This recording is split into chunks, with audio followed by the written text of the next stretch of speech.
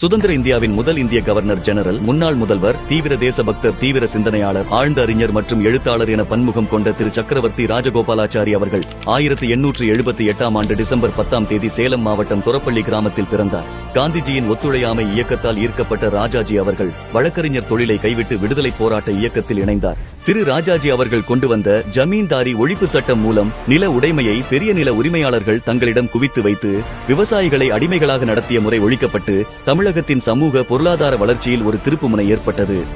மது ஒழிப்பில் உண்மையான அக்கறை கொண்ட ராஜாஜி அவர்கள் சென்னை ராஜதானியின் முதல்வராக 1937ஆம் ஆண்டு ஜூலையில் பொறுப்பேற்ற பின் அதே ஆண்டு அக்டோபர் 1ஆம் தேதி சேலம் உள்ளிட்ட 4 மாவட்டங்களில் பூரண மது விலக்கை அமல்படுத்தவும் செய்தார். பின்னர் மது விலக்கை நீக்கும் முடிவை அன்றைய முதல்வர் கருணாநிதி எடுத்தபோது ஜூலை 20, 1971ஆம் தேதி கொட்டும் மழையில் ராஜாஜி அவர்கள் கையில் குடையுடன் திரு கருணாநிதியை அவரது இல்லத்தில் சந்தித்து மது விலக்கை நீக்க வேண்டாம் என வேண்டுகோள் விடுத்தார். மொழிவாரி மாநிலங்கள் பிரிக்கப்பட்ட போது சென்னையை ஆந்திராவிற்கு வழங்கி எடுத்த முடிவை எதிர்த்து சென்னையை தமிழ்நாட்டின் தலைநகரமாக நீடிக்க செய்தார் மூதறிஞர் ராஜாஜி அவர்கள். 1952ஆம் ஆண்டு சென்னை மாகாணத்தில் நிலவி வந்த உணவு பிரச்சனையை தீர்ப்பதில் அக்கறை செலுத்திய ராஜாஜி அவர்கள் பண்ணையாள் பாதுகாப்பு சட்டத்தின் மூலமாக விவசாய தொழிலாளர்களுக்கு நலன் விளைவித்தார். இத்தகைய பல பெருமைகளை கொண்ட மூதறிஞர் ராஜாஜி அவர்களின் சேவையை பாராட்டி அவருக்கு 1954ஆம் ஆண்டு பாரத ரத்னா விருது வழங்கி கௌரவிக்கப்பட்டது.